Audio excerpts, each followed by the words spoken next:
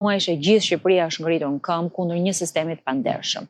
Një sistemi I cili është ndërtuar ditë për ditë nga majoranca socialiste, është ngritur tull mbi tull me murin e vendimeve e ligjeve që fatkeqësisht kanë rënduar shtresën e mesme.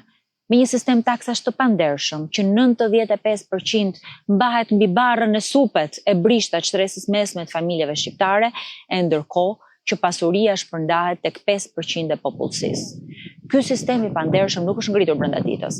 Ky sistem I pandershëm sigurisht që ka lidhje me ligjet me porosi, me vendimet, me mënyrën se si është qeverisur në këto 14 vite, me mediat që e kanë financuar atë.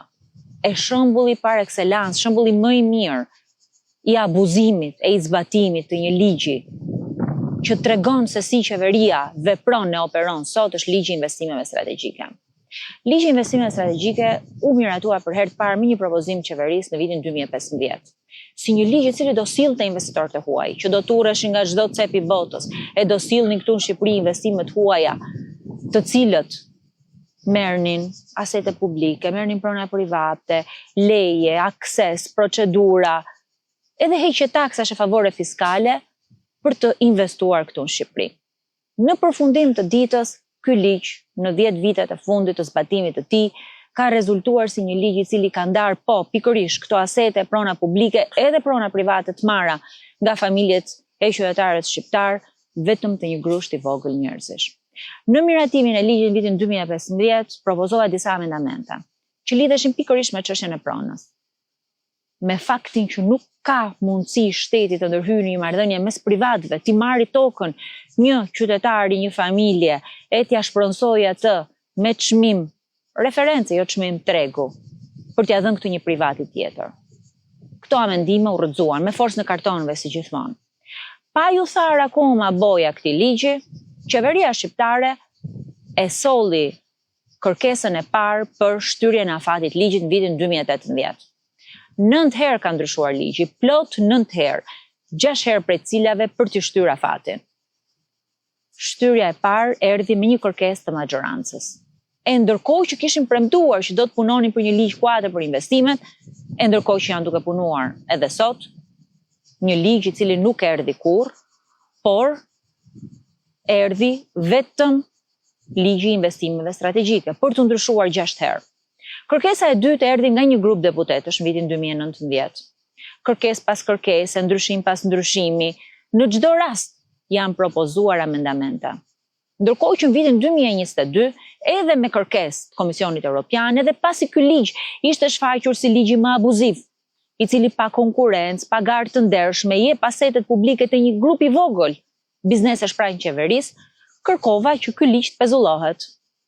E në debatin e gjatë që patëm në disa prej komisioneve parlamentare, përfaqësues të qeverisë me krenari e mbronin ligjin, mbronin rezultatet e ligjit e jepnin si shembull Durrës Marinën, e cila përsëri është një shembull I jashtëzakonshëm I abuzimit, I korrupsionit. Është një shembull I mungesës garrës në ekonomi kur ne mund të kishim marrë një investitor perëndimor, ne përsëri zgjedhim të dyshuarit e zakonshëm të qeverisë.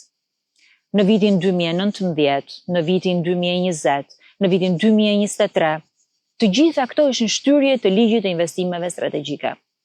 Të gjitha këto ishin shtyrje me forcën e kartonave, deputet pas deputeti, grup deputetësh pas grup deputeti, të cilët pa asnjë kompromis ngrinin kartonin e votonin për këtë ligj abuziv, për ligjin për cilin sot qytetarët e gjithë Shqipëria është ngritur në këmbë po proteston. Vetëm pak muaj para zgjedhjeve të vitit 2025, qeveria kërkoi shtyrjen e radhës deri në 31 dhjetor 2026. Ndërkohë që kish marrë angazhimin që ta pezullonte këtë ligj, edhe si rezultat I detyrimeve në pozicionin negociues në procesin e integrimit. Edhe si fakt I shkeljes marrëveshjes stabilizimi asocimit, sepse I ndan asetet publike, pronat, pa konkurrencë, pa garë, sepse e vret ekonominë, sepse ka dhënë vetëm leje për ndërtime hotelesh e turizëm, duke mos tërhequr asnjë investitor të huaj. Ndërkohë, pa u zbatuar akoma shtyrja e fundit, qeveria përsëri kërkoi shtyrjen e afatit të investimeve strategjike deri në 31 dhjetor të 2027-s, e pas kësaj e shoqëroi edhe me ndryshimin e ligjit të koncesionimit porteve, që kujtdo investimi strategjik të jepte edhe një port. Ky është historiku kronologjik i këtij ligji. Kjo është e vërteta. Këto janë faktet. Atje të shkruara, e zeza mbi të bardhë, për këtë ligj abuziv. Për këtë ligj i cili sot premtohet që do të pezullohet. Për këtë ligj i cili sot është kthyer edhe në një debat të gjatë mes Shqipërisë e Komisionit Evropian. Për këtë ligj i cili fatkeqësisht tregon sistemin socialist, sistemin e pakicës, sistemin e favoreve, sistemin e marrjes trojeve publike, trojeve private, sistemin e heqjes taksave, sistemin e dhënies akses në të gjitha asetet publike, pagar. Tani, sa mund t'i besohet propagandës qeverisë? Sa mund t'i besohet atyre që e kanë ngritur këtë sistem se do t'a zhbëjnë këtë sistem? Sa mund t'i besohet atyre që sot vajtojnë me lot krokodili e thonë që e kanë fajin protestuesit, se e ka fajin opozita? Sa mund t'i besohet atyre që plot 6 herë kanë ndryshuar këtë ligj? Vetëm për t'i shtyra fatin.